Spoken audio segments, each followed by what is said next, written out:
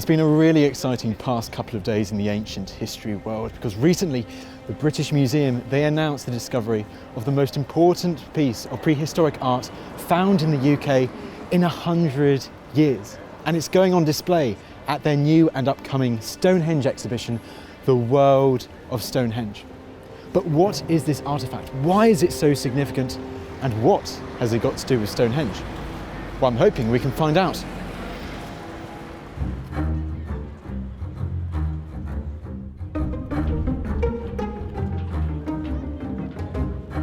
The exhibition is full of amazing objects from across Europe that relate to the era of Stonehenge, 6,000 to 3,000 years ago, including lots of gold. But I've come to see something that at first sight is rather more humble. And here it is, the object that's had so much attention over the past couple of days, this one on the right here. It's smaller than you might imagine at first, but it's packed full of so much detail, so much motif.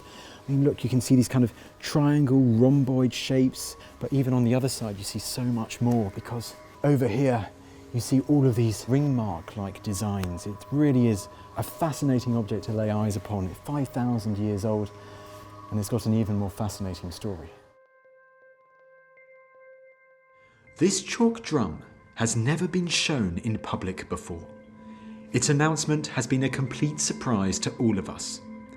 It was discovered a few years ago during an excavation near the village of Burton Agnes in East Yorkshire.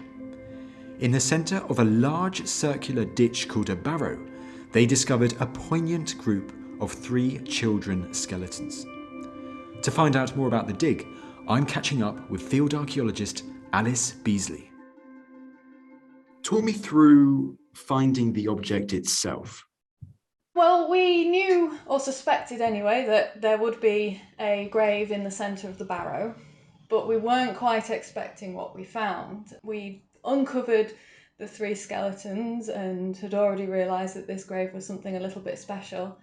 And then I started cleaning up around the tops of the skulls, and the top appeared. And it was very exciting from the moment I uncovered that carved cross with a hole surrounding it. And it just got more and more exciting the larger and the taller that the object got. We couldn't quite see all the detail because obviously it was still pre-conservation, it hadn't been cleaned, but we could tell that this intricate carving was over every surface that we could see. And to be honest, I didn't quite believe it. That's brilliant indeed. I mean, when you first uncovered it, that whole process, Alice, what condition was it in? Incredible. There was still some of the soil that we were excavating it out of, obviously on it, and from sort of history of excavating things, I knew, the one thing we didn't want to do was rub that off and reveal the excavation. That way, anything preserved on the outside would remain intact. And apart from a very slight crack in the base, which has just occurred over 5,000 years buried, it's in absolutely stunning condition. I'm getting a unique, personal, special tour of the drum with British Museum curator Dr. Jennifer Wexler. Jennifer, talk to me a bit about the detail of this drum because it's filled to the brim with motifs, isn't it? Yes, it is. It has amazing artistry and quite a few different motifs that we see across many objects. For example, on one side it has these sort of really beautiful sort of swirly designs, and then on the other it's actually a series of geometric lozenges, and on the sides we get sort of this figure-8 butterfly, but as well at the top, interestingly, we get this cross shape which we sort of ascribe as a solar cross, which is very early to have that kind of design on an object from this period. This intricately decorated drum was placed very carefully above the heads of the children. Obviously, there was a lot of care and love that went into this burial. Even the way the children were placed, they put little sort of rock pillows under their heads and lifted them up. And it's really interesting at this time, we barely have any burials, any inhumations. The only burials seem to be with children. And you get a sense that there's an outpouring of love from the local community who buried these people. And they also put these children with one of the most extraordinary objects from 5,000 years ago. Well, leading on to the big question, of course, this drum isn't in this case on its own. You've got these similar items here. How does this new discovery relate to these 3 drums here? So these 3 drums are called the Folkestone drums, and interestingly, they were also buried with a child, but this time just 1 child rather than 3. There's an interesting thing going on with 3s in a strange way. 3 children with 1 drum, 1 child with 3 drums. We're not sure why. At this time, we're not having a lot of burials, so it seems like extra effort is being put into these children's burials. And these drums were found about 15 kilometers away at another site, but they were discovered in the 1880s. So quite a long time ago. And they have some similar artwork, also slightly differences. So we get the sort of geometric designs, and we also, on top of them, we get sort of some of the kind of nice swirls. Other thing that's really fascinating about these objects is that they have these sort of hidden faces. And oh yes, you can see like the little eyes there, and it's almost like eyebrows. So what is the meaning of these like hidden faces? well, they're very strange because at this time we don't have figurative art, and we only occasionally have a face that, you know, you almost question yourself, is it a face or is it not a face? But these kind of hidden faces that pop out in certain places, and these are some of the few objects where we have that. So perhaps because these were buried with children, perhaps there was, you know, some element of a protective spirit or a companion into, you know, the afterworld, maybe some special connection with an ancestor or even a protective being. We don't know, but it's interesting that they found with this burial. And the other really interesting thing, the new excavation, because we never really knew completely when these Folkestone drums dated to. Yes, exactly. So what can this new discovery reveal about these other discoveries made more than a century ago? So based on the style, we always thought these were a little, not quite as old. So we thought they were maybe 4,500 years old. That was always the guess. But because of the new discovery, we're able to do radiocarbon dating. And we know that these are 500 years older than we thought. So 5,000 years old. The question is, what's happening in Britain 5,000 years ago? Well, it's an interesting time. It's what archaeologists would call the late Neolithic. But really what's happening at that time is a sort of flowering of artistic design. And there seems to be a conversation over quite long distances across the British Isles between sort of where you see the beautiful passage grave art in Ireland in the Boyne River Valley, up to places like Orkney, and then back down into England. And I think the interesting thing about all these drums, but particularly this new drum, is that it encompasses a lot of these designs that we're seeing in lots of other places. So it's a great microcosm for understanding how connected the island of Britain and the island of Ireland was 5,000 years ago. That's astonishing when you think, represented through this art. Completely. And also the fact that it shows those connections, but also connected to children, is pretty astonishing. And basically, what we're seeing is that there's a kind of shared artistic language, but sort of local versions of it. So it's not completely the same everywhere. It's that people are taking parts of it and then making it their own. And I really like to think of some of the people of this era almost being sort of the earliest geologists. They're going out and finding these amazing stone resources and then making amazing objects out of them. And the most famous of those stone creations is Stonehenge itself, the inspiration for the exhibition. The drum has been dated to the very earliest phase of Stonehenge's building, 5,000 years ago, before the great trilithons went up, and around the time when the interior bluestones were erected. In the exhibition, we are using Stonehenge as a gateway to this broader, richer world of 5,000 years ago. And while this site is not directly related to Stonehenge, it's part of the people who were living at that time and the types of things that they were undertaking. So the way that they were, commemorating their dead is a big part of actually the Stonehenge story.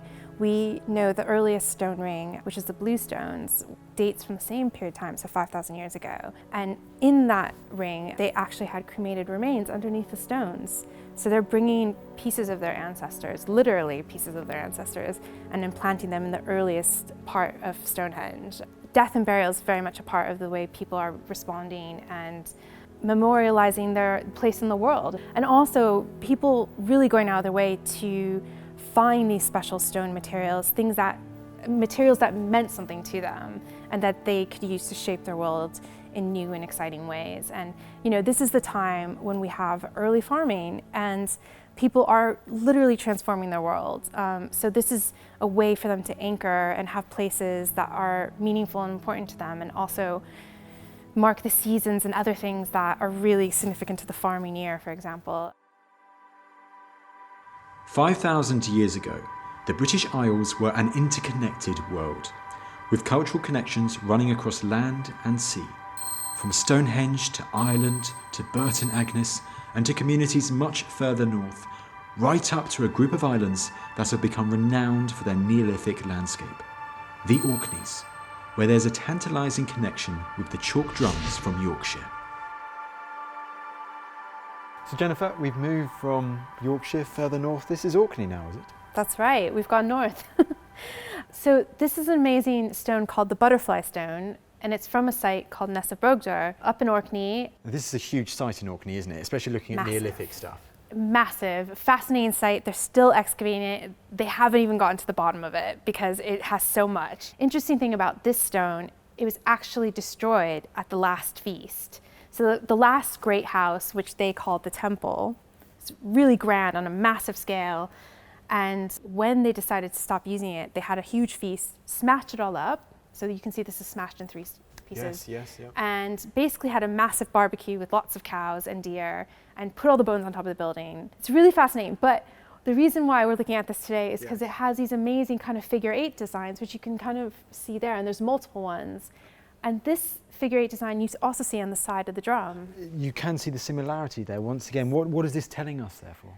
It's showing these long distance connections with these artistic motifs, and again, this is clearly a significant motif. It's repeated in many places, but it's interesting to have it on this drum in Yorkshire. It's quite a long distance away from Orkney, so there is again some kind of conversation happening between these communities over long distances. So not only do you see similarities between those artefacts in Yorkshire and at Stonehenge 5,000 years ago, not only do you see similarities between those drums and activity in Ireland, but you also see similarities on Orkney at the same time. Yes. It blows your mind, doesn't it? It does. It really does. These ideas are definitely filtering down and moving around.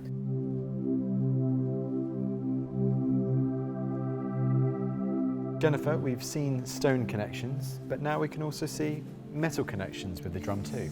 Yes, interestingly, so I mentioned that on the top of the drum, there's sort of that cross, which we ascribe to a solar cross. But the strange thing about it is usually we do not see that design until we start to get gold, which is some of the earliest metal work, over 500 years later. So we get these lovely discs with the same cross design, which sometimes we call sort of pilgrim badges. And we know that over time, some of the sort of importance of the sun, it moves from being marked by monuments to actual objects, and people can kind of wear a portable sun in a sense. And by monuments, are we talking like things such as Stonehenge? Exactly. So places where people would mark these kind of important moments in the season, like the solstice or equinox, that seems to start to go out of fashion as people start to use metal, and they start wearing things that are imbued with the power of the sun, and gold is the key to that. Gold is one of the earliest metals that was worked, and so you get these designs which are crosses which seem to represent the sun, and you also get these beautiful other objects which are called lunulas, but they're basically gold collars, and again they have lovely geometric designs on their edges, but the center is sort of left blank to reflect the sun. So the power of the sun is really interesting because it's put onto lots of different objects. So it's interesting that it's included on our drum as well. It's something to do with the way the sun looks. If you look in sort of when it's up high in the sky, you actually get sort of the rays of the sun look like a cross shape. So we think that might be the inspiration for it. But obviously the sun was of key importance to these people. They were farmers and it was part of their livelihood. So we think that's why it was so key to a lot of these objects, and as well as the monuments. This small decorated chalk cylinder, discovered before the pandemic but made public only now, has rested in the ground for 5,000 years, a precious object to accompany 3 children. Now it has emerged to become a key part of the jigsaw we're slowly piecing together, revealing how people lived, thought and interacted 5,000 years ago. It's an archaeological treasure. So how does it feel now, several years down the line? This object, which you and your team, or you personally, found during it in this burial, has now been labelled the most important piece of prehistoric art found in the UK in the last 100 years and is about to go on display for everyone to see at the British Museum. It's incredible, it's unbelievable. It's It's a find of a lifetime. You know, you see people find these incredible things and they hit the news and you don't believe it'll ever happen to you. And now I've spent, evenings after work hearing that people in Canada have heard about it, people in Dubai have heard about it, and all over the world about this little find that I made up. Now it's going in the British Museum and I can't wait to see it. So the traditional thing that everybody wants to find is the gold. I still to this day haven't found any gold. However, I think, to be honest, this kind of trumps it. After spending time in the inspiring world of Stonehenge, it's really quite strange emerging onto the streets of 21st century London again. Well, there you go. What a fascinating object. 5,000 years old. Its story begins in Yorkshire, but it has connections down to Wiltshire and Stonehenge, then all the way to the north in Orkney, right at the top of the British Isles, and then west across the Irish Sea to Ireland. This object, this chalk drum, it might be small, but it reveals a huge story.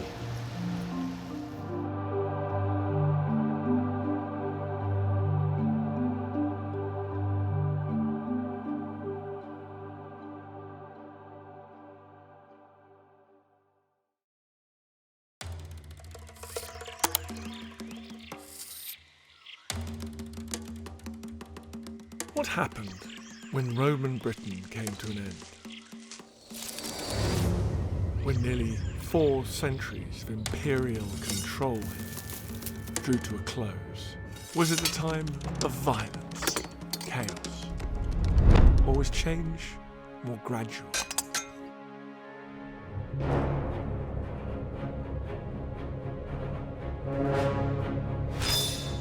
Two years ago, an extraordinary excavation took place on this quiet hillside in Buckinghamshire. It's thrown remarkable new light on a little understood period of our history that's all too often written off as the Dark Ages. Now, for the first time, we can reveal in detail what was discovered here and what it tells us about what was going on 1,500 years ago.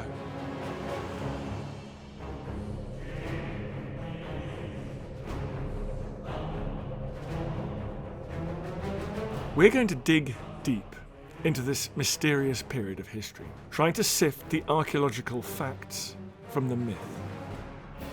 And I get the chance to go up close with everything from ancient swords, shields, and jewellery. Evidence of violence. An iron object. If you look at it, it's actually embedded in the spine. But also some of the finest objects ever found from this forgotten time.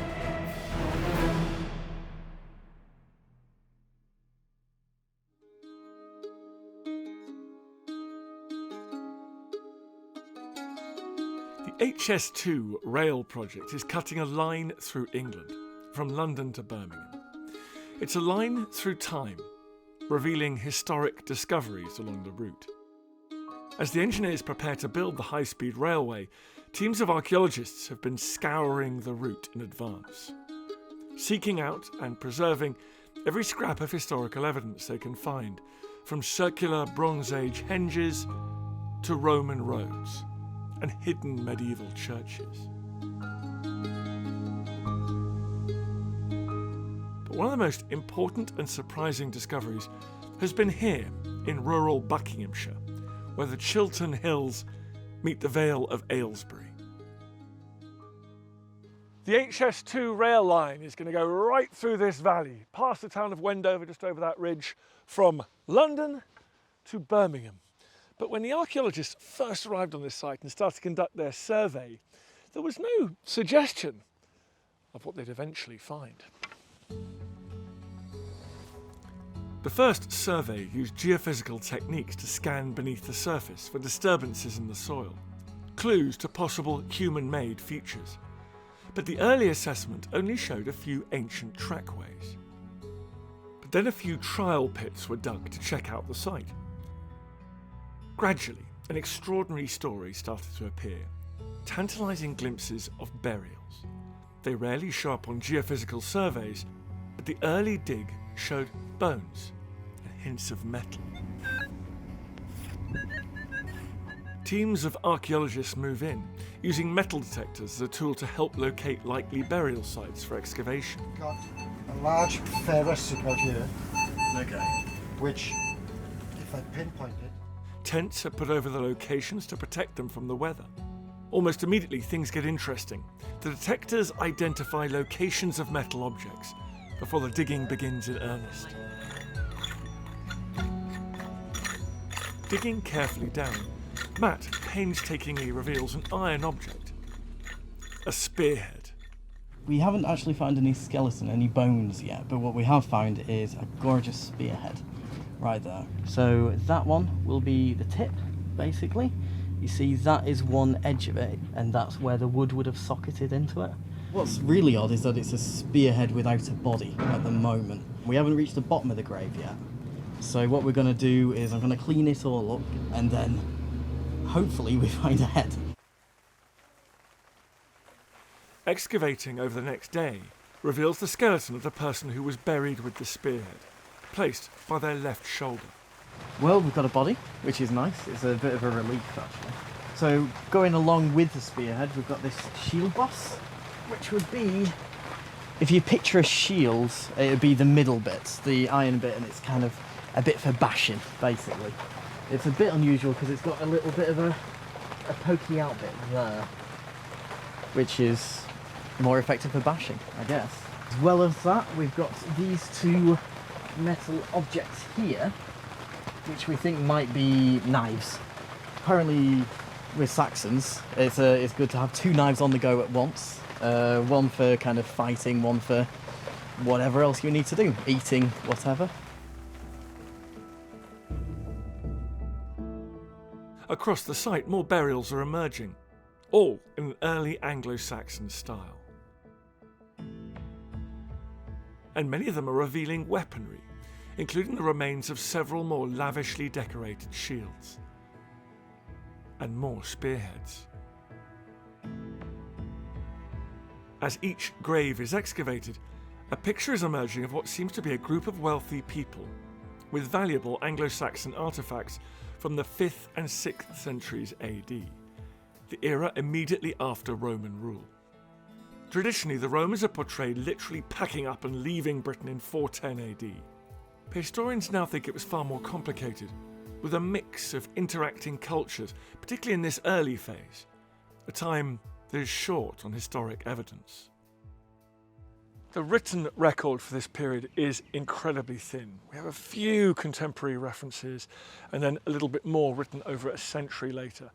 We get the legendary names like Arthur and Vortigern, but the picture that emerges is one of shifting times, uncertainty in the post-Roman period, and the arrival of Europeans in Britain, people who would go on to change the course of British history.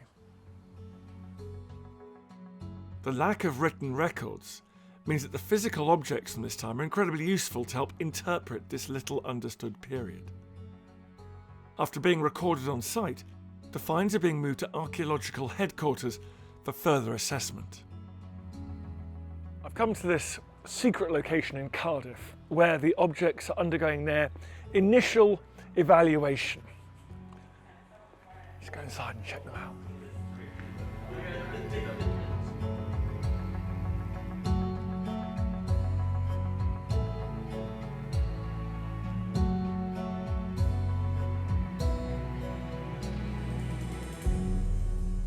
Assessing the finds is Ewan McCarthy. All right, Ewan, what have we got here? Okay, so here we have a selection of weapons from the site.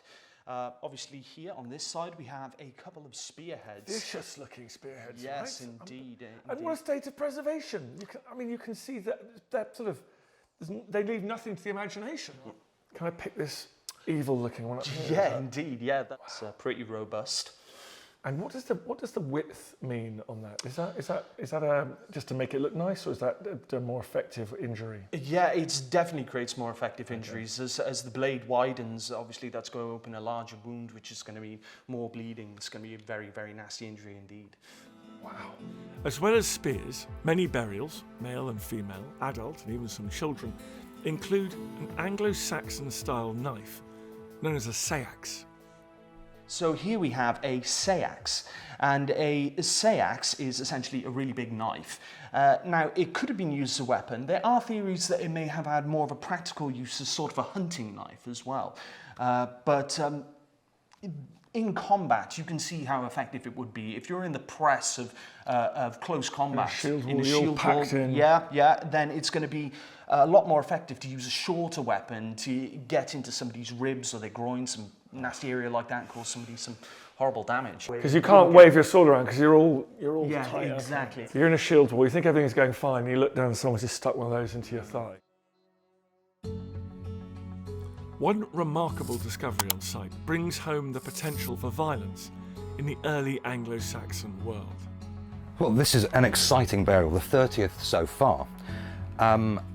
Much like the other burials, it's aligned to a specific set of cardinal points. This one is northwest southeast, and like all our other burials, its head is either in the southern part or the western part. However, unusually, the burial is flexed. Now, most of our burials are supine extended on their back with their legs sticking out down to the bottom of the burial.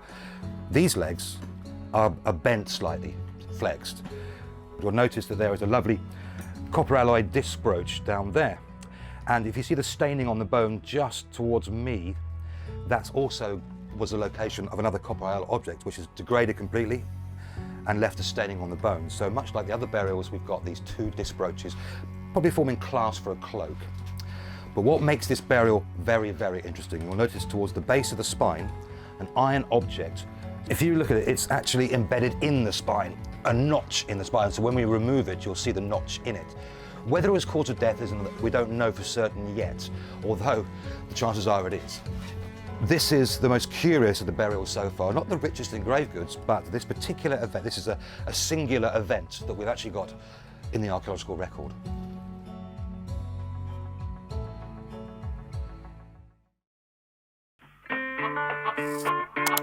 It's day 5 at the dig site of Operation Nightingale in Aldbourne, and the team's search for traces of the real band of brothers was well underway. As the foundations of one of the Nissen hut shelters used by Easy Company were now clearly visible, finds were emerging left, right and centre. But not all historic items on site had just been dug up. Members of the public had flocked to the site with a myriad of artefacts relating to the 101st Airborne Division, including one local military historian, Roger Day. Now, what do you have here, Roger? It looks like an American GI's helmet. That's exactly what it is, an absolute genuine World War II American paratrooper's helmet. It belonged to an American called Gilbert Morton. He was in the headquarters company, 506 Parachute Infantry Regiment. He was stationed about 3 miles from here, a place called Ramsbury, and this was the tin hat he was wearing on D-Day. Now, it came into my possession when I was about 13 years old, and I had started to get interested in the military history of this area. Of course. I was talking to my father, and he said, I think there's an old tin hat in your aunt's garden. This was in Ramsbury, so we had to go down there immediately, obviously. I remember it very clearly. It was a Saturday morning. It was pouring with rain, and this was in the garden. It was upside down like this, with some soil in the bottom of it, and sort of rather a pathetic-looking plant or weed growing out of it. I was a bit disappointed, to say the least. I was expecting something far more pristine. Anyway, my aunt gave it to me. I put it in my father's shed, let it dry out, and gradually removed the surface rust, and markings started to appear. There's a marking on the side, another one on the back, and another one on this side. Now, at the time, remember, I was only 13 or 14, no idea what these represented. And it was only about 5 years later I decided to do some proper serious research. Fortunately, my aunt was still alive. Went back and saw her, and she said this helmet belonged to a Gilbert Morton who was billeted with her during the war. Okay. So she knew his name. Yep. And from that I was able to contact the 101st Airborne Division Association, who said, oh, he's still alive. I wrote to him. He sent back a letter explaining all about why the helmet was in my aunt's garden and why, intriguingly, it had this large dent in the side of it. So you can see it's got a very significant dent. Now, do we know where that's come from? We do. Yep. Tell me. Gilbert wrote back, and I specifically asked him about the dent. Yep. This was the helmet he jumped with when he jumped into Normandy. They landed a short distance from a village called Saint-Combe-de-Mont, which is some distance from their objective, so they had to make their way to the objective. They came to a crossroads. As they approached the crossroads, a German shouted halt, and I think Gilbert fired and turned and started to run off, and then another German fired, and that bullet hit the helmet. And it said it gave him a bit of a headache. I can imagine. But it saved his life. So it must have just glanced off the helmet. Yes. Because a real bullet, if it had gone directly... Oh, that would have been the end. That would have been the end. So he's just got very lucky there, and he's still kept it. And you can see the markings here. Yep. You can see there's still the spade. That's right. Well, again, I didn't know what these were. Yep. But research showed that the 506 there, recognition flash was a spade, and there you can see a spade on both sides. Yep. He was a sergeant, so he had an NCO's rank bar on the back. Yep. Officers wore vertical bars, and also there's a little dot here. This represents the battalion. He was in 3rd Battalion. And you can still see some of the green. If you can see that, just some of the original colour is still there, isn't it? Still there. And of course, after he survived the war, but he went after D-Day. They came back to regroup here in the UK, and he was sent back to my aunt's house, and was quartered there again for about another 6 weeks. Brought the helmet with him, stuck it on a post in her garden, and that's where it stayed until I came along one very wet Saturday morning about 1968. Wow, what an incredible story. Thank you for bringing this object to us, Roger. Amazing. A truly unique find and an equally remarkable story to accompany it. Yet as well as learning more about the individual accounts of D-Day from those who took part in the battle for Normandy, I was equally intrigued by the production and filming of the hit TV series that had reunited so many people in Aldbourne. Luckily, 2 members of the cast of Band of Brothers were on hand to share their experiences. We're lucky enough to be joined by one of the cast of the hit TV series Band of Brothers. Rick joins me. How are you, Rick? I'm good. I'm hot, but I'm good. Yeah. Now, you were in, correct me if I'm wrong, 8 episodes of the hit TV series. Yeah, I was in 8 episodes of Band of Brothers. I played Lieutenant Harry Welsh, and Harry was from Wilkes-Barre, Pennsylvania, and he was actually with 82nd Airborne initially, and then joined 101st, and he was Dick Winter's, well, one of his closest friends, really, and went through the ranks with him and survived the war, fortunately, and was stationed with him just at the cafe in town. You can see the window where Winters stayed, and you can see where Harry stayed in the window next door.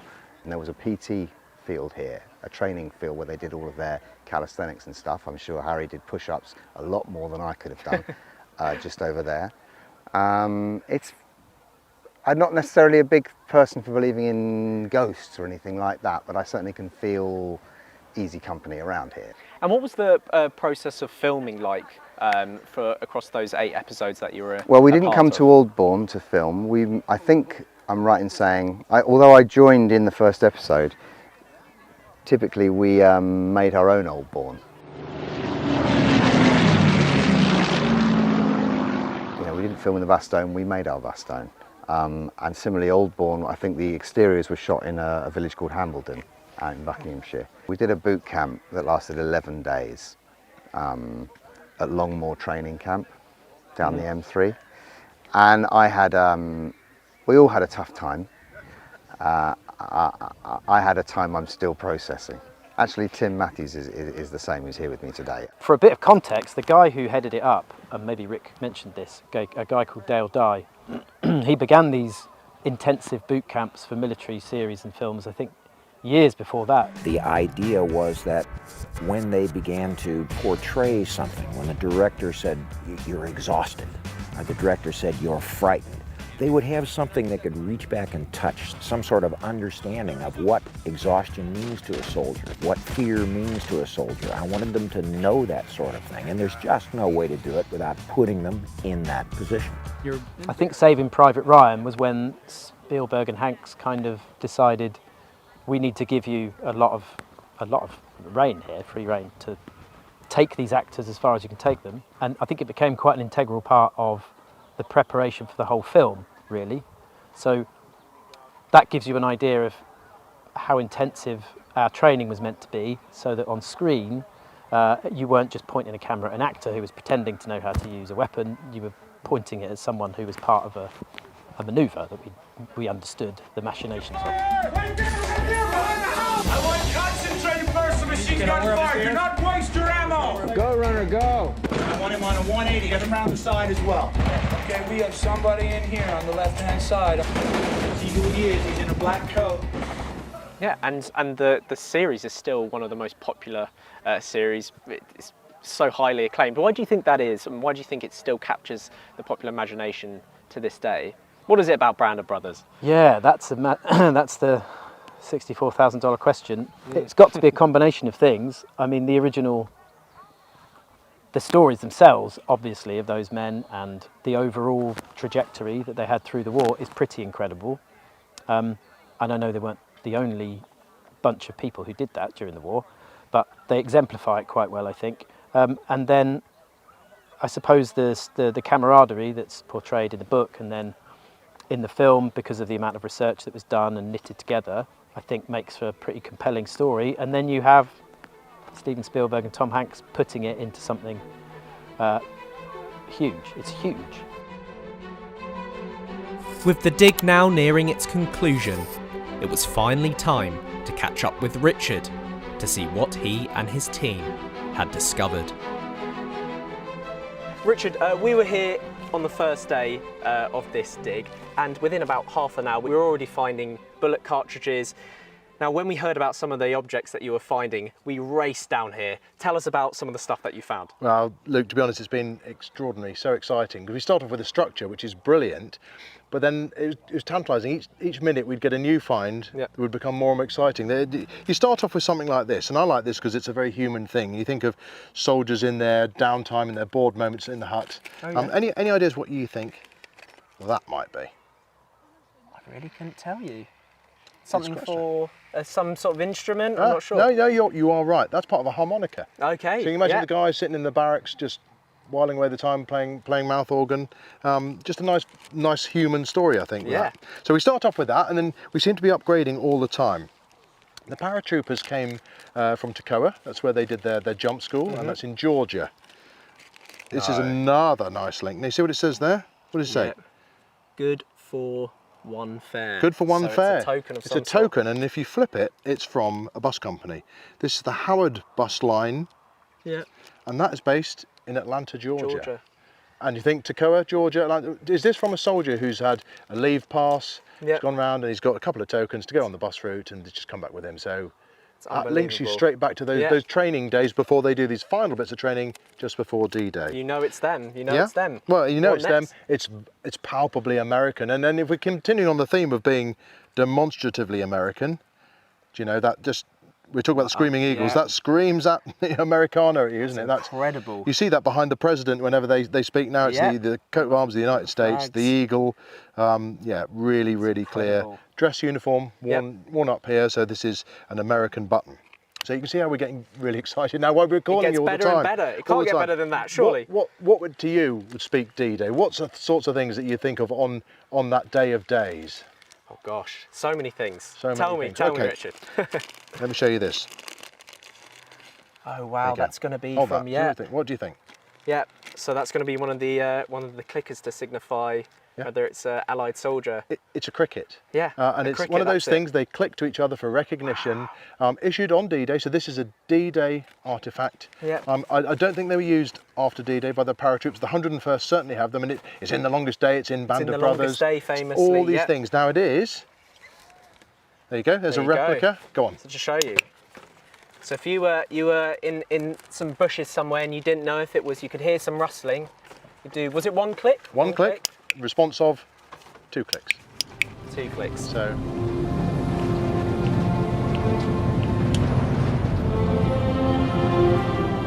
It's an item that, if you want to express D-Day, that's something. So I think we could, we got that, and I was happy we could go home. Didn't need to do any more. We've got D-Day, we've got the Americans, we've got the camp, perfect.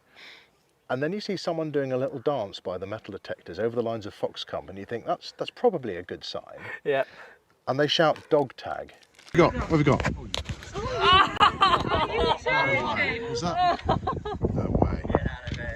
Now this is gold dust. You're not going to get these things. It's the rarest as hen's teeth. This So you get the dog tag sign, and in such remarkable condition. Well, that's, you know, I was suspicious. I thought this looks, it looks fake. Should we get it out? Come on, let's get it out.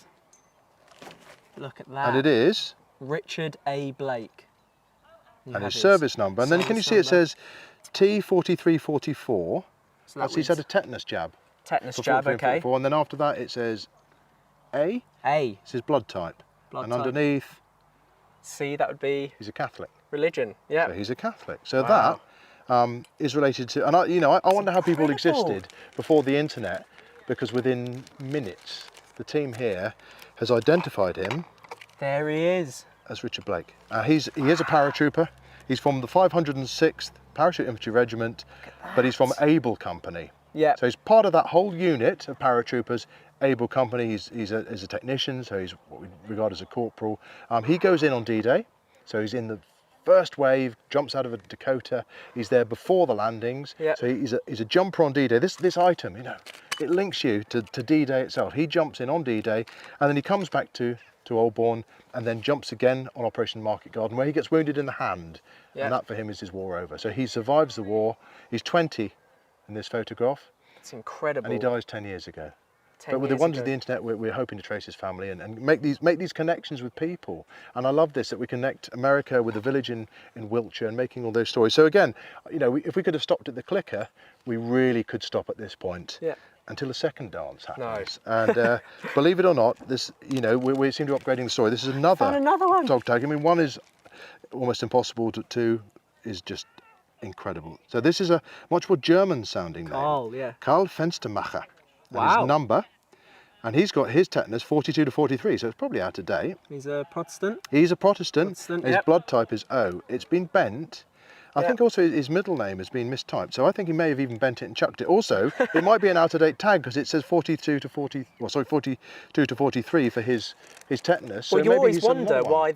why you found them, and perhaps it could be that it's just an out-of-date one. We've got a new one. Yeah. Now Fenstermacher, however, is really gnarly. He is a member of Easy Company. So he is friends with some of the big names of Easy Company. We've got a picture of Forrest Guth outside the hut we've excavated. Really good friends with Forrest Guth. There's a picture of him with Dick Winters, the biggest name of Easy Company. Of course. And this is him. And there he is there. Now very fresh faced. How old was he in this? He's in his early 20s again. Early He doesn't 20s. just do one jump on D-Day. He doesn't just do Market Garden. He does a third jump. Really unusual. Lou Nixon of Easy Company also does the three jumps, 3 stars on his parachute jump. Yeah. So he does 3 jumps, jumps into Bastogne. So he survives all this and then upgrades, if you can possibly think of that from Easy Company, becomes a Pathfinder. Wow. So he's one of the 2 Pathfinders of Easy Company, marking out the routes that these paratroopers are going to go for. And he too survives the war. And you know, archaeology is about people. Yeah. It could be Romans, it can be Saxons, it could be about paratroopers. But when you've got an artifact in any of those time periods that links you to a person, you're touching history, and that's what I love about it. This is hold it again. This is touching history. Even the rust on it, it's still. You're linking to a guy who took part in some of the most formative, amazing events in world history. He would have touched this. And He may have bent it himself. Member of Easy Company, and he lived in this field in the 1940s. And for me, that's a real hairs on the back of the neck moment, because you're linking through to history through the items in the ground, and you know, what a story. What a story. And it's weird when you think you're watching Band of Brothers, you're actually touching something from someone of. And he's mentioned in the book. Easy He is Company. mentioned in the book Band of Brothers as well. So you know, this is one of the names, and you know, we've been joking about this all week, that we're hoping to add brothers to the Band of Brothers, and I think with these 2 men, we possibly have. A remarkable end to our week here in Oldbourne, but the story was not yet over. A few days later, Dan and archaeologist Giselle Kirali caught up with Andrew Fenstermacher, grandson of Carl, to reveal the news about the truly breathtaking find. We have a very special personal connection that we found to this remarkable man. We were all incredibly excited. I have to tell you, we found his dog tag with his name on it. Oh, wow. That's awesome. That's incredible. So also with this, Andrew, you can see that it says Carl F. Fenstermacher, which that's not actually his middle initial. So this actually gives a lot of information, but the fact that it's a bit, the information skewed. It's got the wrong middle initial and it's kind of misprinted and it's folded in half. Means that it might actually have just been something he got a bit frustrated about, since it wasn't really his dog tag, it was something misprinted, and he folded it in half and just tucked it to the side. And then here comes us years later, and a veteran or one of our team is metal detecting and ends up finding it. Yeah, that's crazy. We know that his plane was shot down on the way to D-Day. He never made it by plane, but he was actually transported then to the infantry. So he did make it, but wound up with the infantry instead of by plane in the airborne. That's exactly right. That's what we've got. So he did jump, sort of. The plane started to go down at D-Day, and he ended up jumping into the channel. And he was recovered by the HMS Tartar, which is a boat out there. But he yelled out in German for safety reasons. And they ended up holding him and his crew hostage until they could confirm their identities. He was an incredible guy. He was friends with some of the key players as well. He was one of the key players in the 101st, but he was friends with a lot of influential guys himself. Did D-Day, he was part of the Pathfinders. So those were the guys who went out first and put the Eureka signals out. And those were the guys who, they volunteered for basically a life-threatening mission every single time, which is an incredible, humbling thing for us to learn. He jumped at Market Garden, so that was in September, middle of September in 1944, after D-Day. It was very successful. For all the other paratroopers, not really a successful experience, but for the Pathfinders, it was hugely successful. And then he was also one of only 2 planes of Pathfinders who jumped in for Battle of the Bulge, for Bastogne, for that critical resupply mission. So he was one of 20 men to make Bastogne resupply mission successful. Yeah, you guys have really inspired me to dive back in and learn more about his story. This is something that, he may have wore around his neck. He may have thrown away. He may have handled that. Is that a pretty cool connection with your grandpa? Yeah, I mean, it's something that I'm excited to definitely share with my dad and my aunt and uncles. All of his kids are still alive, and I know that several of them have taken a lot of interest in this, and they'll be very excited to find this out.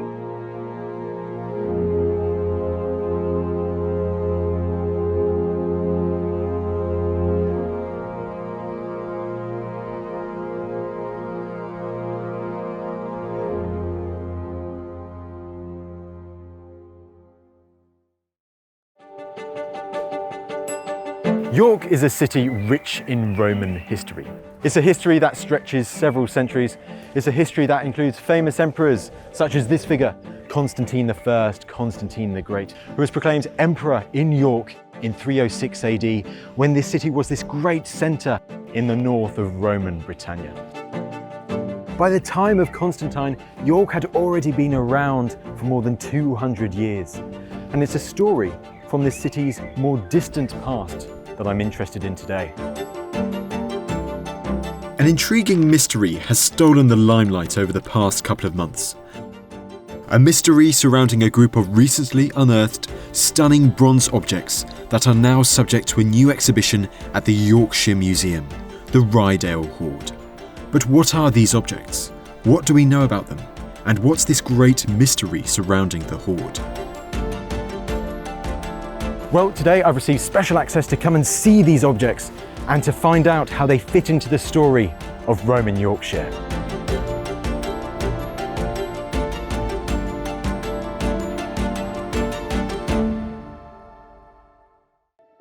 In May 2020, a remarkable discovery was made in a field near Ampleforth in Ryedale, North Yorkshire. The discovery was a group of 4 objects that have since been labelled some of Yorkshire's most significant Roman finds. Fast forward 2 years from the discovery, and these stunning objects are now centre stage of the Yorkshire Museum's newest exhibition. I'm meeting Yorkshire Museum's curator Dr. Lucy Crichton for a special up-close viewing of the objects. So Lucy, you've taken out these artefacts for us today. They're quite small when you look at them, but they're incredibly stunning, aren't they? They're absolutely spectacular. We have nothing like it in the collections of the Yorkshire Museum. Well, let's have a look at these 4 objects now. What is this head? The objects that make up the Ryedale Hoard are very different. Each of them's got a very different story to tell. This is perhaps the main event, this spectacular imperial sceptre head bust, probably of the Emperor Marcus Aurelius, who reigned from AD 161 to 180. And this would have been a bust that would have sat atop a sceptre or priestly staff and used during religious rituals associated with the imperial cult, the worship of the emperor as a god. Looking at it closer now, I mean, first of all, you mentioned how 2nd century could be an Antonine emperor. But how can we tell this is potentially a depiction of an emperor from that period? So one of the most striking features of this sceptre head is the incredibly detailed hair, each strand being individually picked out. Yes, look at that. And it's the hair as well as the facial features which give us the most probable subject for this portrait, Marcus Aurelius, especially that forked beard, which is shown as a characteristic feature of Marcus on other statues and coins. Marcus Aurelius ruled the Roman Empire for almost 20 years, between 161 and 180 AD. Renowned for his stoic thinking, he has been nicknamed the Philosopher Emperor and was known as the last of the 5 good emperors. There's so much detail in this piece and a huge amount of skill has gone into its creation. We know that this wasn't made in Rome. It's very much a provincial style. It was most likely made in Britain. The person that made this had most likely never seen Marcus Aurelius in the flesh. We don't think Marcus Aurelius ever visited Britannia, but they would have known their portrait from coins and perhaps even sculpture from Rome. Why does this statue have such vacant eyes? So although the eyes are hollow now, it may have been the case that originally they were inlaid with a different material, perhaps a gemstone, enamel or coloured glass to create a really piercing stare. So there may well have been a gem, a precious jewel, on this statue in its heyday when it was perhaps part of this religious item. Quite possibly indeed, and there are other similar examples that do have inlaid eyes. So let's talk about some more of the detail. What else have we got on this small figurine, possibly of the Emperor Marcus Aurelius? So the front of Marcus is definitely his best side, but if I turn him over, you can see how this object functioned. He's actually hollow at the back, and that would be to take on the staff for which this sceptre head would have sat atop. You can see here 3 rivet holes, one of them broken. We think that that's how this object would have been attached to that staff. And it's only when we look at the back that we start to appreciate how this object may have been used before it was buried. So let's have a look at this next one, this Mars figure.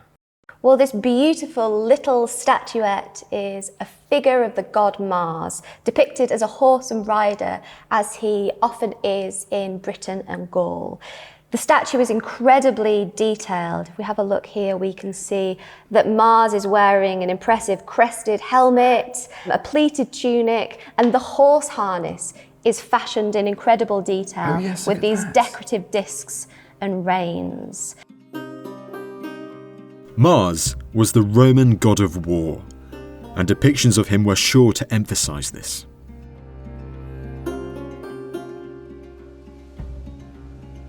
The object is actually incomplete. Mars would have originally been holding a shield in his left hand and brandishing a spear in his right. And really he's shown as riding into battle. Mars was particularly popular in Roman Britain, especially with the army. He was the god of war and was seen as a protective spirit who would protect soldiers in battle.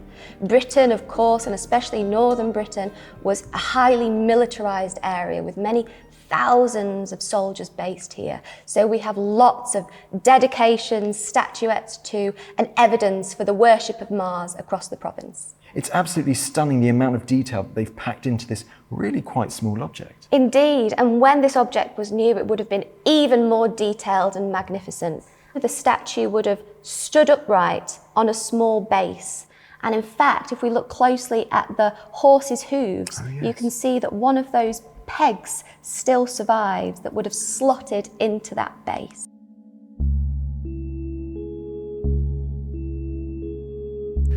And Lucy, let's talk about this very, very different object in the hoard, the plumb bob. So it might seem strange after we've looked at the beautiful statues in the hoard to focus in on this slightly less beautiful object, but actually this is one of the most interesting objects in the hoard for me.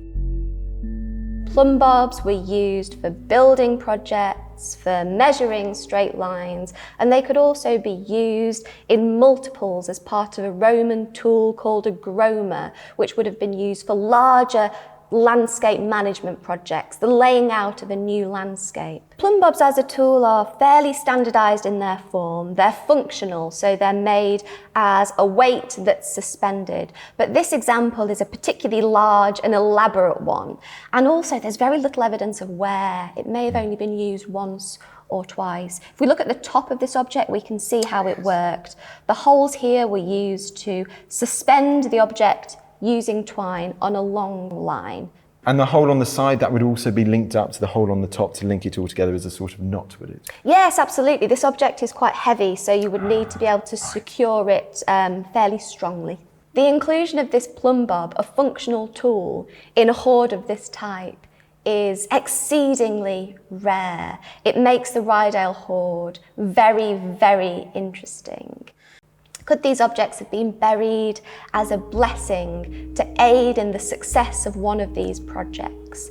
And could this little plumb bob have been included as an object that was used during the project to give a certain potency to the blessing? I mean, Lucy, it's absolutely fascinating because sometimes when you're looking at ancient Rome, you focus on religion, worship, and you focus on farming as two completely different things. So it's wonderful to be talking about these two things and seeing links through how the fact that these items have been buried together. We know that many and most aspects of Roman life were filled with religious practice, magic and ritual, but it's rare that we actually get to see the evidence of it, especially in the rural parts of our county. Magical beliefs and practices were interwoven with religion and life in the Roman period. Sometimes it's quite difficult to definitively find magical practice in the archaeological record, but there might have been magical elements to the burial of this hoard. The final object in the hoard, this little broken key, may have been believed to have magical properties and may have been included in the hoard for magical reasons. We don't know whether the object, the key, was broken before it went in the ground or whether it corroded, as iron often does within the ground. If we look at this edge here, you can see the broken locking bit of the key. It may have been broken before it was buried and was included in the hoard as a broken object, which would be really interesting and hints at magical practice. I mean, the decoration in itself is once again stunning, and it's interesting how we've got a second horse in this hoard, isn't it? You can really see this rich detail in the mane. You can see the eyes, the teeth, the mouth, the hooves, everything. It's stunning once again. Absolutely. This key handle, as with all of the objects in the hoard, shows a real pinnacle of craftspersonship. These are some of the finest art objects from Roman Yorkshire, and it's very interesting that they've been buried all together. Fittingly for such a stunning set of objects is the extraordinary story of their discovery. I'm meeting avid metal detectorist Mark Didlick, who, along with his friend James Spark, uncovered the hoard 2 years ago. So Mark, talk me through the discovery of this incredible set of objects that are now on display at the Yorkshire Museum. It was a real strange day. We'd sort of been out most of the day, and finds-wise was not a lot. And within 10 minutes of being in that field, them items were getting discovered, and it was just surreal. I mean, we couldn't even find anything similar on the internet. So what was the first object which you and James uncovered? It was a horse and rider. James had found it, and just looking at it, I didn't think it was Roman. I thought maybe 1,000 years old, not 1800. And when you were unearthing these following artefacts, let's say the head of potentially Marcus Aurelius, was that head staring up at you in the ground from the earth, or how did it look like initially when you got that particular artefact out of the ground? We actually thought it was going to be a Bronze Age axe head, because I don't know if you've noticed the bottom of the bust, it's sort of rounded. Yes. And the socketed axe heads are similar in shape. But we were sort of gradually just sort of picking away at the dirt, just trying to release it. Just about to see what it was, really. Then all of a sudden the bust just sort of fell and looked at both of us, and it just had clumps of mud in its eyes, and it was amazing. It was sort of hypnotised us, really. The finds themselves date to the late 2nd century AD, roughly a century after York was first founded by the Roman 9th Legion in around 70 AD. Although still quite early in York's Roman history, this was an exciting time in the development of this northern bastion. So Lucy, the Ryedale Hoard, how does it fit into the whole story, the whole chronology of Roman York? Because York in the 2nd century, it's so much more than just a military fortress, isn't it? Absolutely. The 2nd century is almost Roman Yorkshire's golden age. The preceding 1st century, it's all about the military establishments, establishing the major fortress here at Eboracum. However, in the 2nd century, we start to see the civilian town grow and thrive. The major rich suburbs to the south of the Ouse begin to develop, and we see the establishment of stone buildings, elite dwellings, and public institutions. We know that in this period, it's where a lot of our collections here at the Yorkshire Museum come from. We see a peak in local production, so production of pottery, dress accessories and jewellery, and we also see a peak in trade and exchange. Eboracum is the centre of an empire-wide network with materials and goods coming in from France, from Italy, from all over the empire. We find evidence of them here in Eboracum.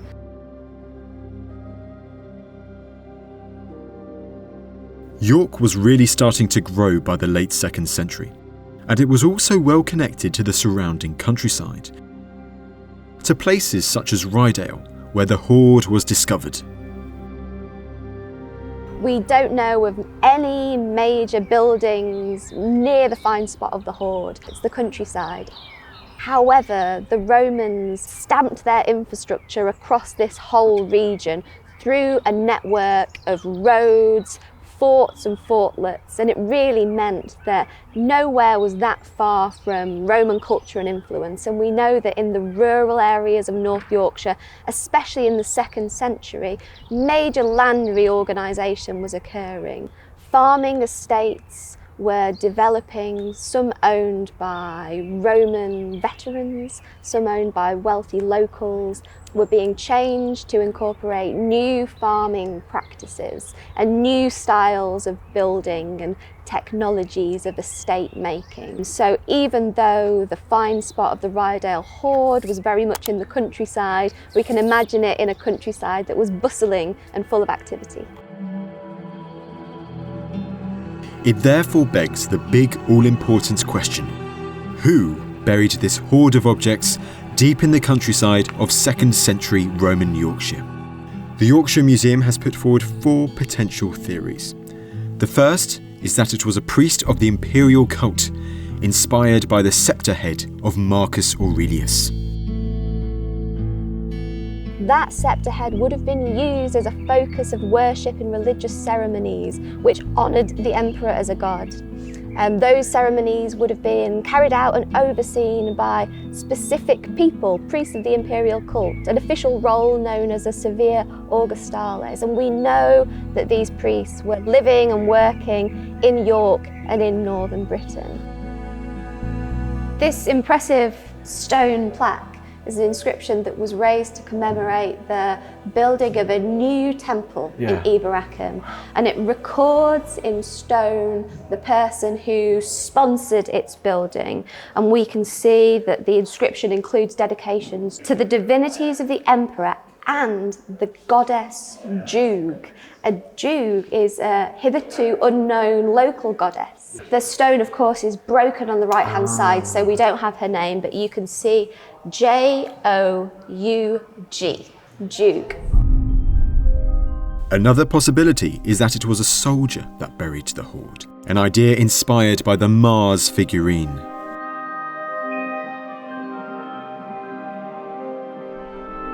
Eboracum started its life as a major fortress, home to some 5,000 Roman legionaries, and the whole region is dotted with smaller military infrastructure. There would have been literally tens of thousands of soldiers in this area, and we have a wealth of archaeological evidence for soldiers living here.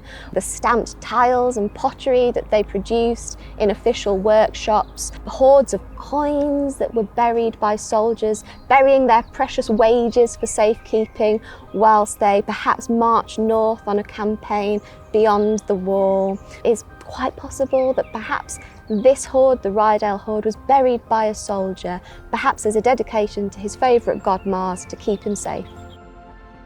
This is the finest example of religious sculpture from Roman York, quite different to the Mars in the hoard, more classical, would have stood as the centrepiece of an elaborate temple to Mars. Would it have been coloured? Do you think? Yeah, we think it would have been painted in bright colours, and in fact we've had some scientific analysis of the sculpture. It suggests that the fleshy bits of Mars would have been in a flesh tone, and then the rest of him would have been in bright colours, and much like our Mars. While these objects are very special to us now, there is a chance that these items were collected purely for their material worth. And the third candidate for who buried this hoard is a metalworker who had intended on melting down the hoard for repurposing the materials.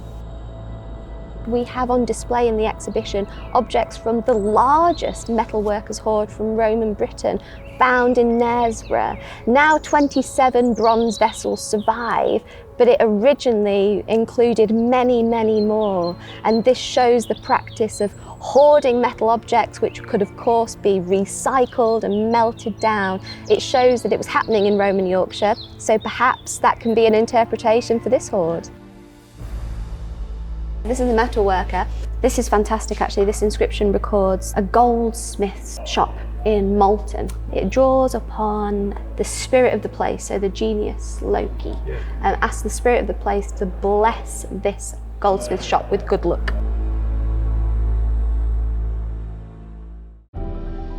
The last theory proposes that the hoard was buried by a farmer, due to the inclusion of the plumb bob. This theory asks the question, why was a functional tool found alongside such different types of items? Could the hoard have been buried to bless an area of farmland, an offering to the gods, so that the farmer might produce a good harvest? The Ryedale hoard is a fantastic reminder that religion and ritual practice was absolutely embedded into every aspect of everyday life and work for Roman people, and giving them an offering such as a votive burial of a hoard is perhaps one way that a farmer may get the gods on their side. So this is the case that explores the theme of the farmer. We have a fragment of an official document called a military diploma that soldiers upon their retirement were given. This was a diploma that was awarded to somebody specifically in the cohort second Galorum, so you can get quite a lot of detail from a tiny fragment.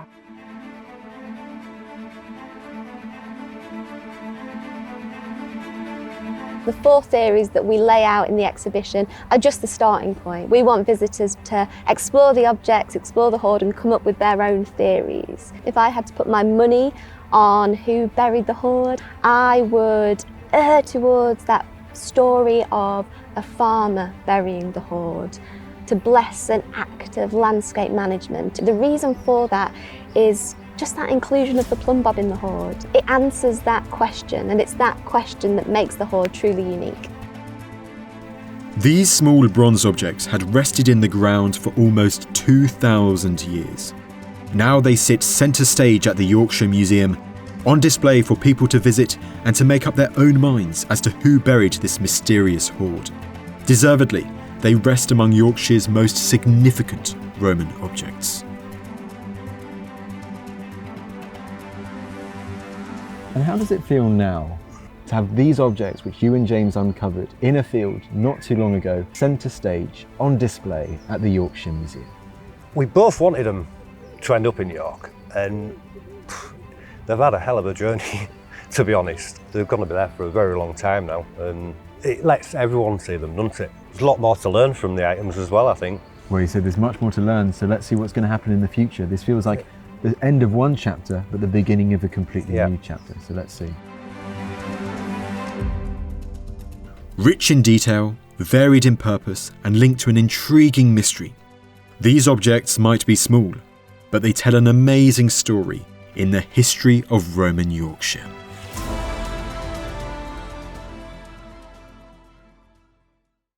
Last week, an archaeological team from Waterloo Uncovered made an extraordinary find on the battlefield of Waterloo itself. It's a find that could rewrite the history books. I'm very pleased to say that History Hit's very own James Rogers was there as the story emerged from the ground.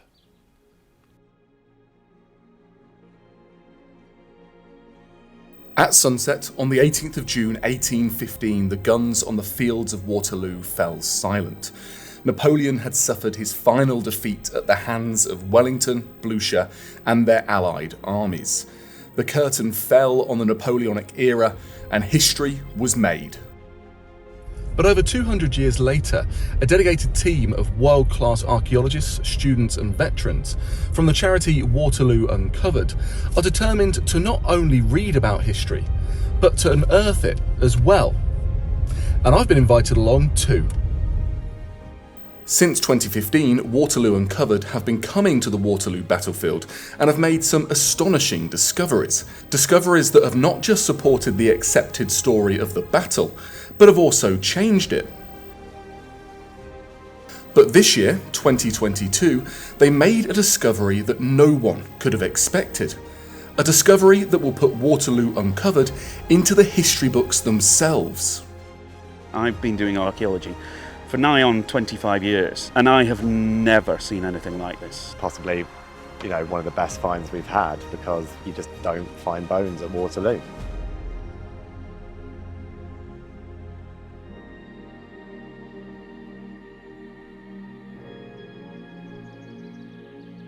The Battle of Waterloo took place here, about 16 kilometres south of Brussels, just south of the village of Waterloo. In fact, Napoleon never called it Waterloo. Instead, he called it the Battle of Mont Saint-Jean, the name of a farm just north of the battlefield. And Blucher, well, he called it the Belle Alliance, after the name of an inn that he and Wellington met in after hostilities had finished. The battlefield itself was small, only a few miles wide, but despite this it was a messy affair. Some 200,000 troops from across Europe, French, British, Prussians and Dutch, were packed into this rolling landscape. The air was thick with smoke from guns, communication between positions was a nightmare, and Waterloo descended into battles within battles, like the famous struggle at Hougomont or La Haye-Sainte. As Wellington said himself, Waterloo was like a ball. Everyone would come away from it with their own, very different experience. Hundreds of traditional histories have been written about the battle, but surprisingly very little modern archaeology had taken place. And so in 2015, a team from Waterloo Uncovered decided to get boots on the ground and start to explore the battlefield. For the next 4 years, they dug across the battlefield, making exciting finds like an intact French howitzer shell and several British uniform buttons, which helped retell the story of the defence of Hougomont. Now, in 2022, and after having missed 2 years because of the COVID pandemic, the team were itching to get excavating again. The ground was broken on the 4th of July 2022, with a number of sites earmarked for fieldwork. The two most exciting are the farm at Mont Saint-Jean, where it is hoped the team can continue the work they started in 2019, and metal detectorists have got permission to work on Wellington's famous reverse slope, the site of some of the grimmest fighting during the battle. I'm going to start up at Mont Saint-Jean, the site that the Waterloo Uncovered team started excavating in 2019. To find out more about the importance of the site, I spoke with one of the founders of Waterloo Uncovered, Charlie Fouennet. So here we are at Mont Saint-Jean. Mont Saint-Jean is a farm that sits behind the ridge that was the Allied line during the Battle of Waterloo. And this place is interesting because it was the field hospital during the battle. And it's perfectly sited because it's just far enough back not to be directly involved in most of the fighting, but it's close enough to be a covered location to which you can easily and fairly rapidly concentrate casualties. And what went on here during the battle was pretty ghastly.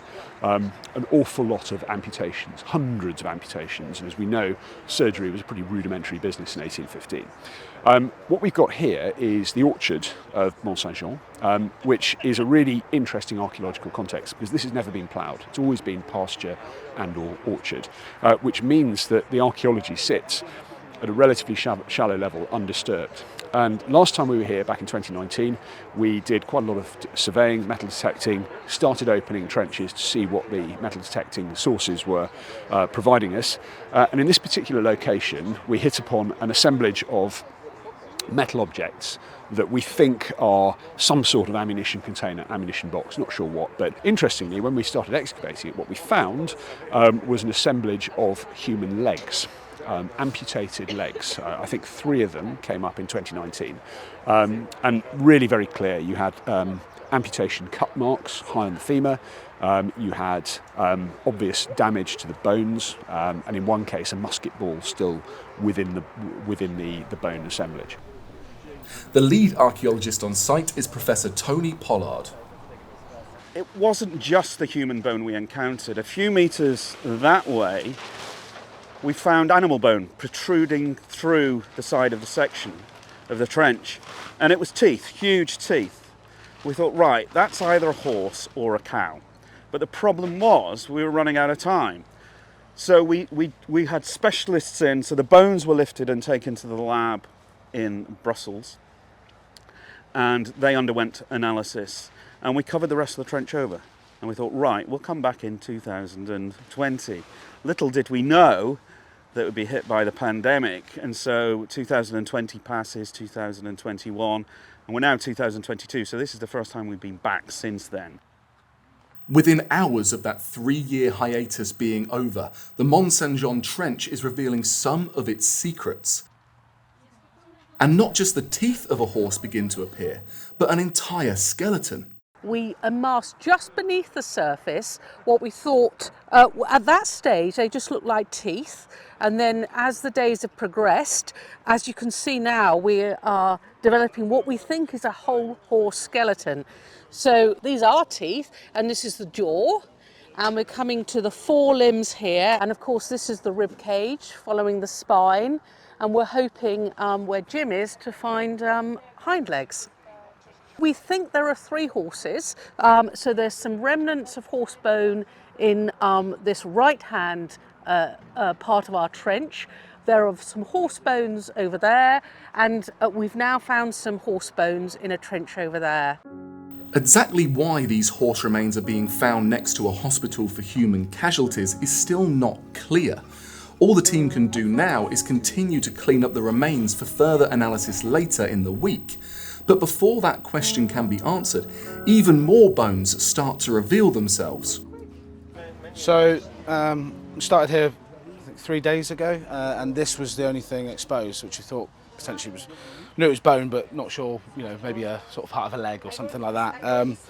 Started to excavate, and then found what we thought was a kneecap, and then initially we thought this was sort of where they had an amputation or something like that. But then with the knee, and then I found this sort of bone going this way, and then we carried on digging, and the more and more is coming out, it's sort of what they call articulation. and they so we think potentially there could be a full skeleton. So from just that one little bit, you know, managed to unearth. So yeah, I'm really excited. I want to just, you know, keep cracking on, you know. After further cleanup, what we thought might be human remains are in fact more remains of a horse. The trench at Mont Saint-Jean is posing more questions than it's answering at the moment, and so to better understand the site, a decision was made at the end of day 3 to extend the trench further to the west. It's a decision that will turn the dig upside down. Veronique Moulard, a Belgian archaeologist working for the Walloon Heritage Agency, oversaw the trench extension and was on the spot when a truly astonishing discovery was made. Hier, nous avons décidé, de commun accord avec donc, les membres de Waterloo Uncovered, d'agrandir un petit peu donc, la zone qu'on avait ouverte avec la pelle mécanique. Et justement, donc, dans les 4 mètres de plus que nous avons ouverts, nous avons eu la surprise de découvrir des dents qui sont apparues, et ces dents étaient assez clairement humaines.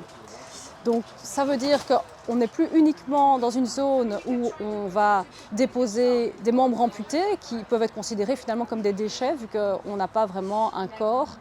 Mais ici on est vraiment dans le cadre d'une inhumation également. Donc ça change vraiment la façon d'envisager cet ensemble d'objets et d'ossements déposés ici à Mont-Saint-Jean. After spending an anxious night, the team arrive on site to start the careful excavation around where the teeth were found. What they find shocks everyone. A human skull. The question now, is the rest of the skeleton intact? Here in the trench at Mont Saint-Jean, it is a hive of activity. So much is being found here that covers every aspect of the battle. If you look down the far end, you've got 3 horse skeletons, gigantic skeletons, being found and unearthed. And then in the middle, you've got these cartridges, munitions pouches that would have been on the soldiers. But this is something that is going to make history. It is the 3rd ever human skull to be found at the Waterloo battle site. Human remains are not just rare at Waterloo, they're almost unheard of. Only 1 complete skeleton has been found on the battlefield, a discovery made back in 2012. But the conservative figure putting the dead on both sides at 15,000, well, where did all the bones go? Catching up again with Tony, he suggests what might have happened to the men who fell that day. The treatment of the dead was very perfunctory. We have very different ideas and different attitudes towards death, pain, and everything that goes with it, including the disposal of the dead. And we have military cemeteries, we have this idea of hallowed ground. None of that existed in the early 19th century. They did bury them. They put people in pits in great numbers, but also in 2s and 3s. And a couple of visitors described that the fields and hills and the rolling landscape as though it's covered in molehills. These are all the graves of the dead. But it's not just the pits, they're actually burning the dead as well.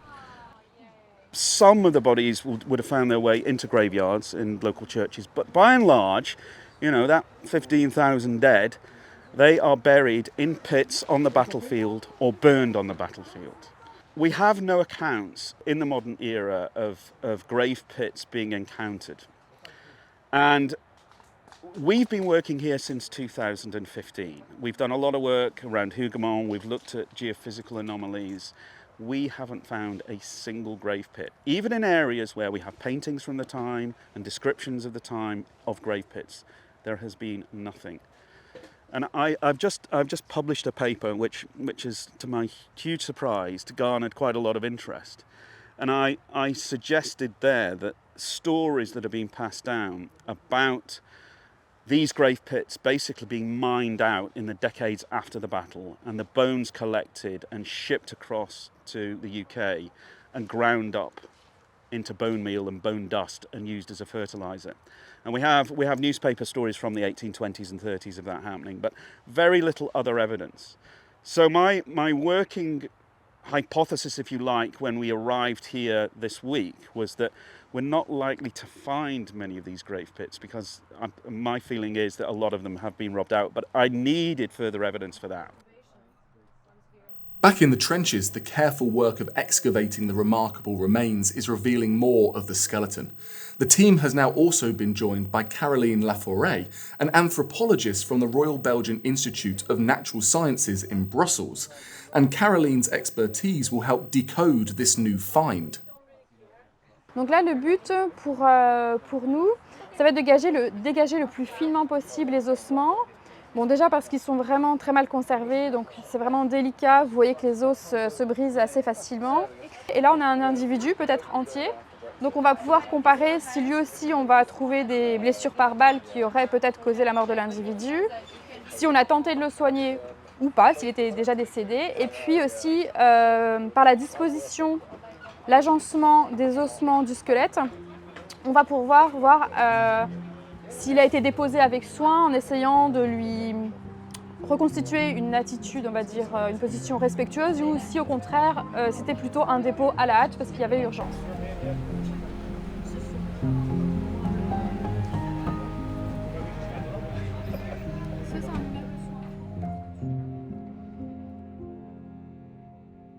I've pulled myself away from the excitement over at Mont St Jean to come to the centre of the Waterloo battlefield, to the famous reverse slope. And this is hallowed ground for the Waterloo Uncovered team. For one of the first times in history, they've been given permission to get their metal detectors out and to scan the area. They're finding musket balls and bits of howitzers that are showing where soldiers fought and fell. And it's strange to think, but whoever is found in that pit over at Mont St Jean, well, they may well have fallen right here. The reverse slope saw some bitter fighting and was also the muster spot for the British heavy cavalry ahead of their famous charge. David Ulk, an archaeologist and metal detectorist, has been with the Waterloo Uncovered team since the very beginning and hopes that this new survey will reveal more detail about that crucial clash. Wellington had brought in a number of his reserves to this area and had asked them to basically lie down so that they could not be seen by the opposition. So when the time came for them to do their bit, clearly they would have been fired upon. And as I say, we're looking to recover anything from that contact. So predominantly musket balls and cannonballs.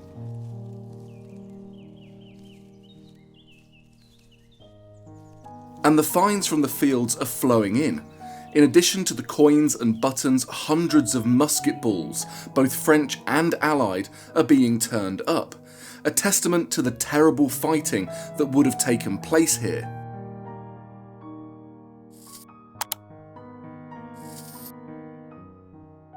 Back at Mont St Jean, even more horse remains are being uncovered. As every hour goes by, new theories about the trench are suggested. But a gruesome new discovery leads Tony to one particularly tragic conclusion. If you imagine that, let's say, Ney's famous cavalry charge, French charge in the afternoon about 4 p.m, and that involved between maybe 8,000 and 10,000 horses, you imagine how many of them are killed or wounded. And given the fact that it was easier to shoot at a horse and hit a horse than the man on it, especially if he's got armour on. So thousands of horses are dying and thousands are wounded. And there are stories of horses with shattered muzzles, with hobbling around with 3 legs, you know, absolute horror show. And so obviously a lot of these had to be destroyed. Cut down is the only thing to do. What they've done here, I think, is they've cut this pit. There's probably a ramp at one end. They've led them in one by one and they've shot them. And they've just dropped. And we've actually got people on the team that, you know, the cavalry still exist in some form within our veteran community. And I had Sam tell me that this is exactly how a horse body crumples when it's shot. It just drops straight down. And that's captured here. That moment is captured in skeletal form. And then we brought Gary in with the metal detector and we said, right, scan the trench. Every skull gave the signature of what we think is a musket ball. So they brought them in one after the other, nose to tail, shot them in the head. That's what we're working on, but that story might change. We're still cleaning them up. And so we've got, at the moment, 4 horses in a row in a pit specifically cut for their disposal and the disposal of human bodies. We've got at least one. It looks a complete skeleton. As the Waterloo Uncovered team race towards the halfway point of their excavation window, the clock is ticking to uncover the human remains as quickly but as delicately as possible. It's arduous work, with new team members jumping in to help scrape away millimetres of earth at a time, all the while uncovering more and more of the skeletal remains. But despite the excitement, the skeleton is posing more questions than it's answering. This is it, the truly remarkable find here at Waterloo Uncovered. We don't quite know how old this person is, we don't know what gender they are for sure, but this was Mont Saint Jean. This was the site of the battlefield hospital at Waterloo, so the chances are that this is a male body. We know a couple of things about it. If you look here, you can see that the molars are fully developed, which means the person is at least over the age of 15, but they won't know the true age until they get down to the pelvis, if there is a pelvis. You look up here and you can see a leg bone that has just been shattered. So you've got a leg up by the head, and then you've got the arms coming round to the side.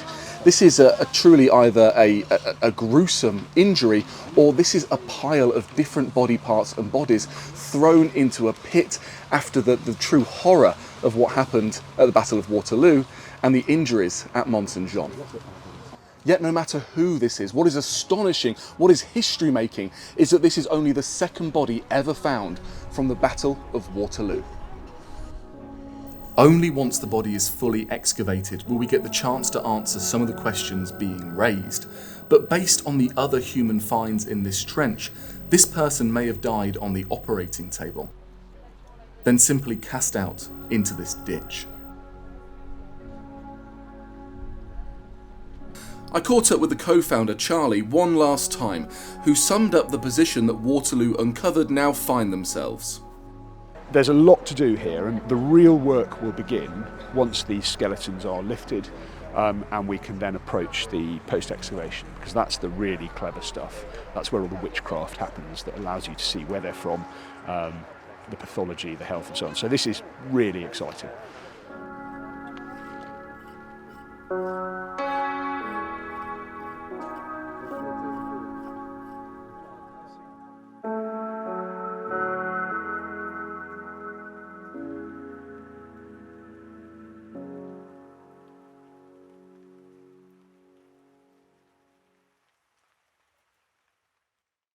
Waterloo is remembered by many for its gigantic cavalry charges, acts of daring do and valour, and the fact that it was a great victory for Britain and its allies. But I think what this remarkable find really does is bring home the brutal reality of the fighting that took place on that dreadful day, the terrible cost of victory. This work is continuing, and you can be rest assured that History Hit will be there every step of the way as this story continues to unfold.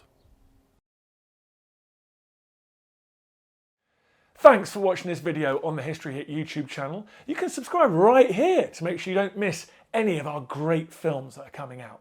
Or if you are a true history fan, check out our special dedicated history channel, historyhit.tv. You're going to love it.